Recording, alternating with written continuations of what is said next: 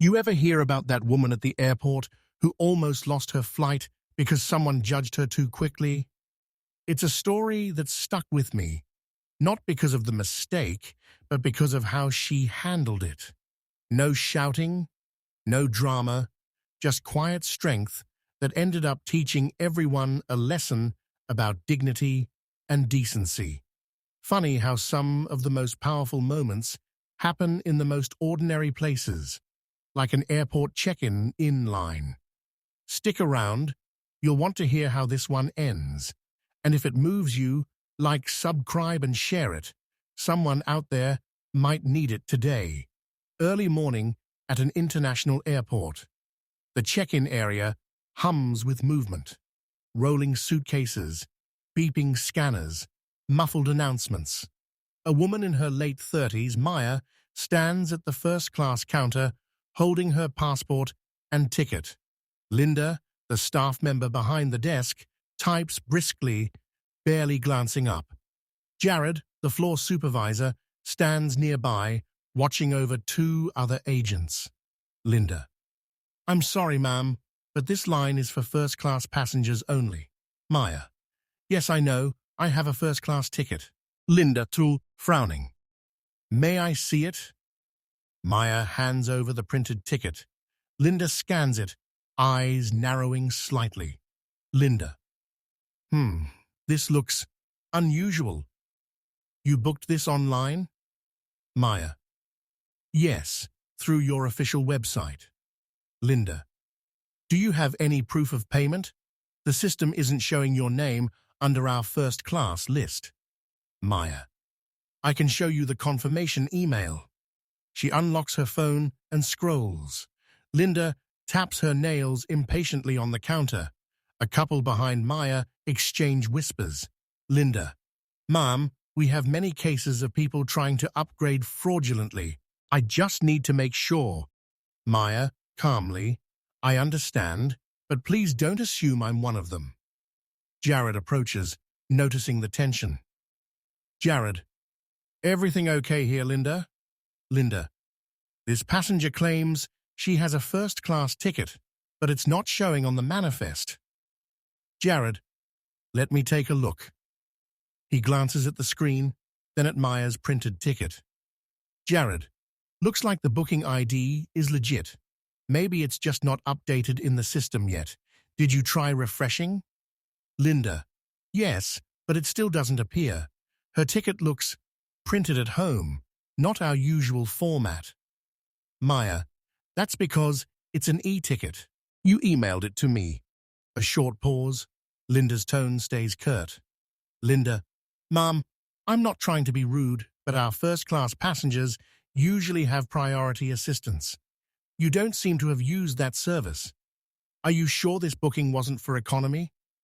Maya: "I'm sure. I chose this seat because it's a 14-hour flight and I needed rest before my meeting in Zurich."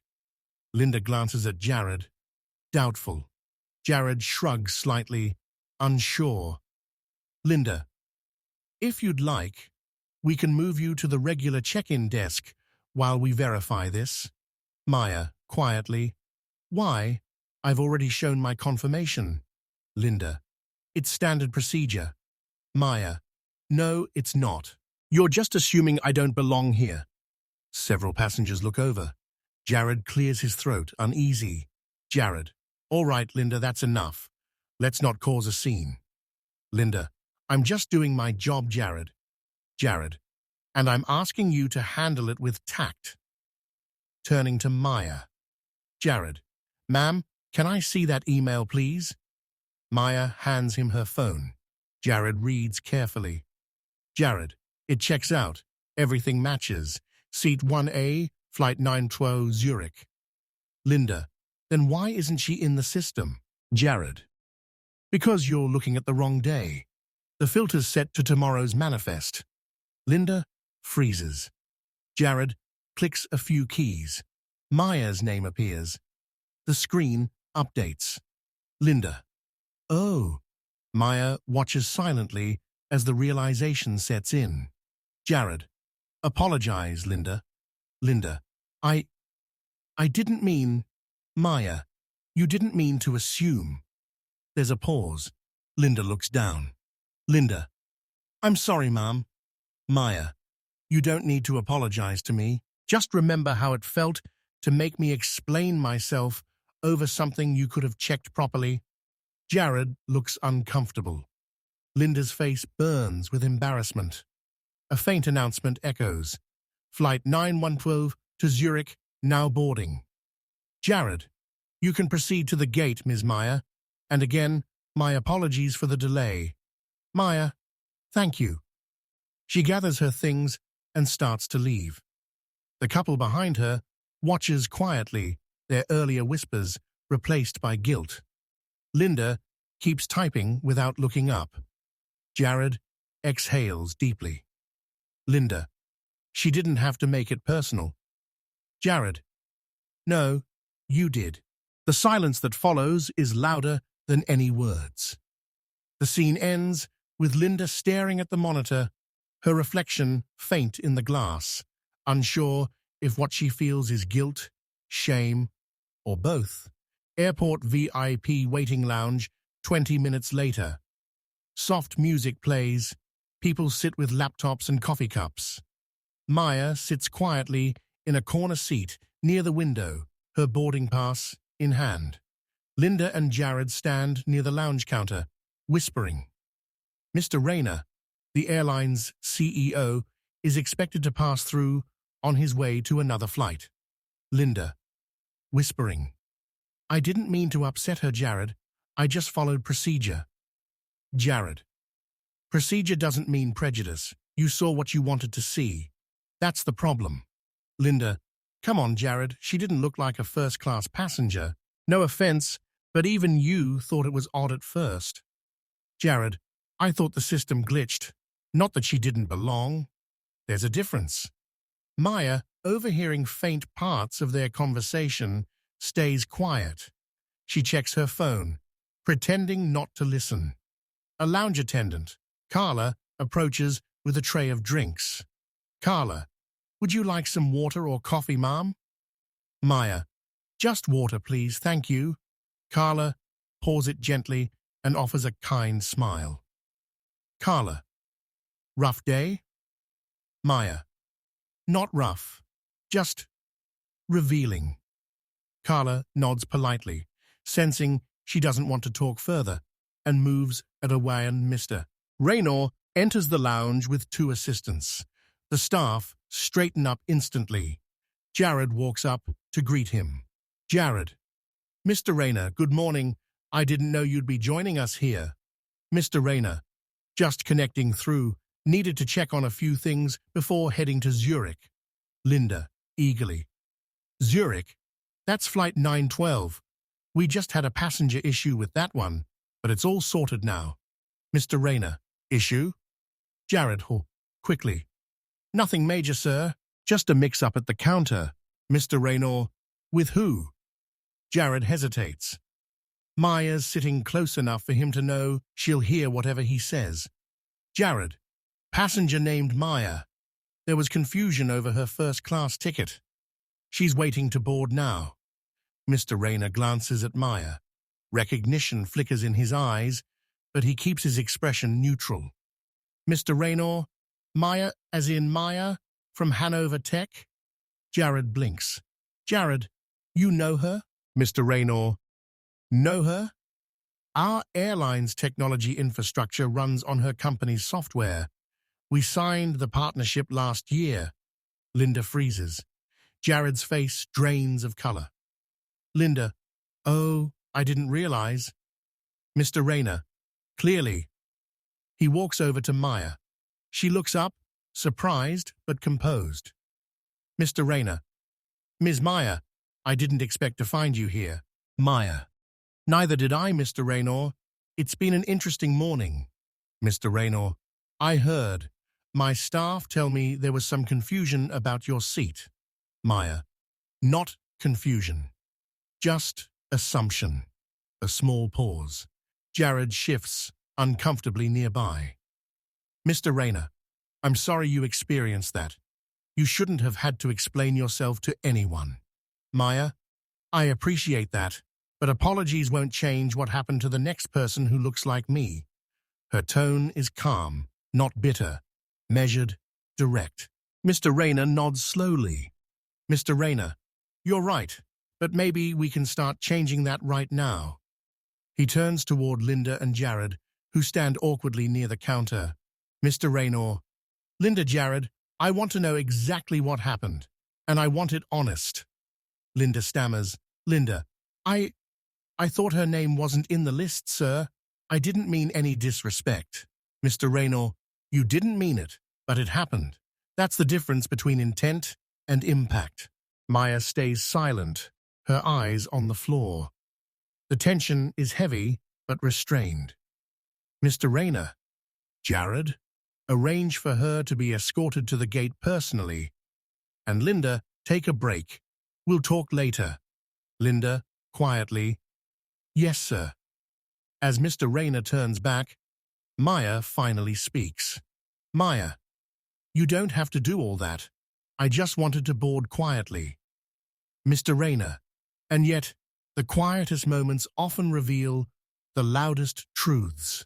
She looks at him, reading the sincerity in his voice. He gestures toward the gate. Mr. Rayner, shall we? Maya nods, picking up her bag. The entire lounge watches as they walk out together, not out of spectacle, but quiet realization. Boarding gate 9. Passengers are lining up. The PA system hums overhead with boarding announcements. The atmosphere is calm, but slightly tense. Maya and Mr. Rayner arrive together, followed by Jared. Linda stands a few steps away, nervously pretending to assist another passenger. Gate agent, Tina. Good afternoon. Boarding first-class passengers for Flight 912 to Zurich. May I see your passports, please? Maya hands over her passport and ticket. Tina smiles politely, then glances at Mr. Rayner, immediately recognizing him. Tina, Mr. Rayner, sir, I didn't realize you'd be on this flight. Mr. Rayner, change of plans. I'll be traveling with Ms. Maya today. Tina nods and waves them through. Maya hesitates, turning slightly toward Linda, who's trying to avoid eye contact. Maya. Linda. Linda looks up, startled. The conversation catches Jared's attention too. Linda, yes? Maya. You know what bothered me the most back there? It wasn't that you doubted me. It was how quickly you decided who I was. Linda. Quietly. I know. I shouldn't have. I'm really sorry. Maya. I don't want an apology. I want you to remember that tone, that look. Because the next person you treat like that might not stay quiet. Linda nods, eyes glossy, guilt written all over her face. Linda, you're right. I'll remember, Mr. Rayner, firmly but not unkindly. She will. I'll make sure of it. Maya gives a polite nod and walks toward the jet bridge. Jared lingers near Linda, watching as Mr. Rayner joins Maya. Jared. You okay? Linda. Not really. I thought I was good at reading people. Turns out I was just judging them. Jared. Lesson learned, I guess. Linda. A hard one. They fall silent. Meanwhile, inside the jet bridge, Maya and Mr. Rayner walk side by side. The sound of their footsteps fills the narrow space. Maya. You didn't have to involve yourself like that. It's not your fault. Mr. Rayner, it is, in a way. Culture starts from leadership. If my staff think appearances define worth, then I haven't done enough. Maya, you can't control everyone's bias.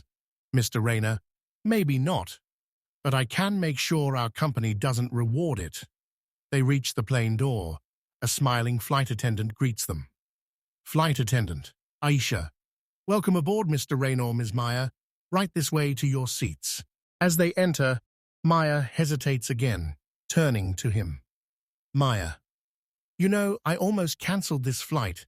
After what happened, I thought it had ruined the whole trip. Mr. Rayner. And now? Maya. Now I think maybe it was meant to happen. For both of us. He smiles slightly, understanding what she means. Mr. Rayner. Fate has a funny way of booking the right seat. They sit side by side in the front cabin. The rest of the passengers board quietly. A soft pause settles in as the hum of the aircraft surrounds them. Maya. When I started my company, I faced the same thing, being underestimated, not because I wasn't capable, but because I didn't fit the image of what success looked like to them. Mr. Raynor. And yet, here you are, the reason our airline systems even function on time. Maya chuckles softly. Maya. Irony, isn't it? The woman who built part of your system almost got denied entry by it. Mr. Rayner. Not irony, a mirror.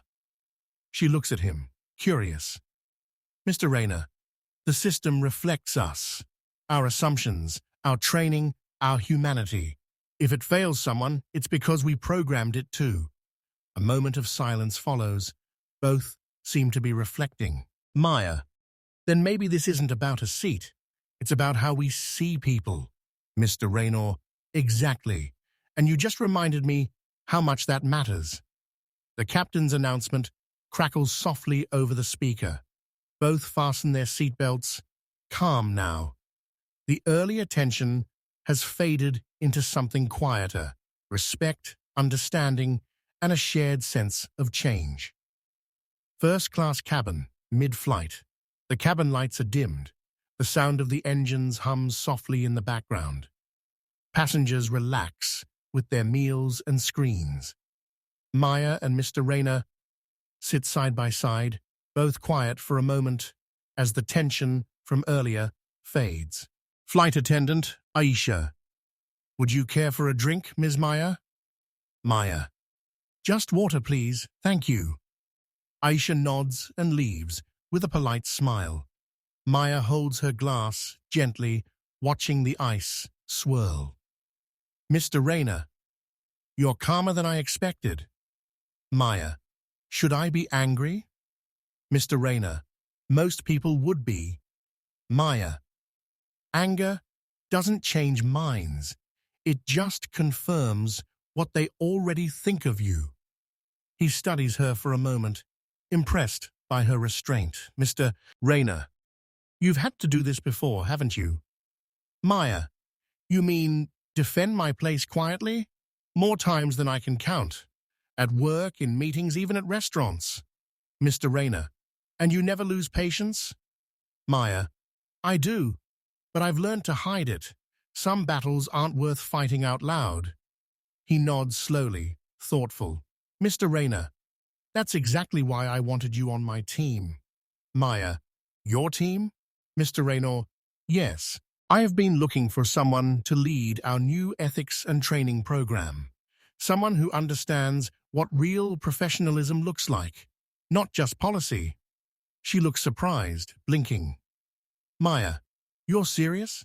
Mr. Rayner. Completely. You've shown more integrity in one airport line than some executives do in a whole career. Maya sets her glass down, unsure how to respond. Maya. I don't know what to say, Mr. Raynor. Say yes. She smiles faintly, then looks out the window. The clouds glow in the moonlight. Maya. Do you think Linda will lose her job, Mr. Rayner? No, I'm not going to fire her. Maya. You're not? Mr. Rayner. No, people don't grow through punishment. They grow through perspective. Maya. That's kinder than I expected. Mr. Rayner. I wasn't always this way. I used to think strictness built strength, but strictness without empathy is just arrogance in a uniform. Maya nods quietly. Maya. I saw the fear in her eyes when you spoke. I don't think she'll forget that moment. Mr. Rayner. I hope she won't. But I want her to learn, not break. The real test isn't what happens to her. It's what she does next time. Maya's smile softens. Maya. You sound like someone who's been humbled before. Mr. Rayner, chuckling. More than once. Power has a way of making you forget what it felt like to stand in the wrong line. They both laugh lightly. The tension has turned into warmth. Maya. Then maybe this wasn't just my lesson today. Mr. Raynor. Maybe it wasn't. The cabin light flickers slightly as the flight attendant walks by again. Isha, is there anything else I can bring you, Miss Maya? Her tone now carries genuine respect. Maya smiles softly. Maya. No, thank you. This is perfect. Aisha nods and walks off. Mr. Rayner leans back, glancing toward Maya with a quiet sense of pride. Mr. Rayner. Funny how a misunderstanding turned into a mirror. Maya.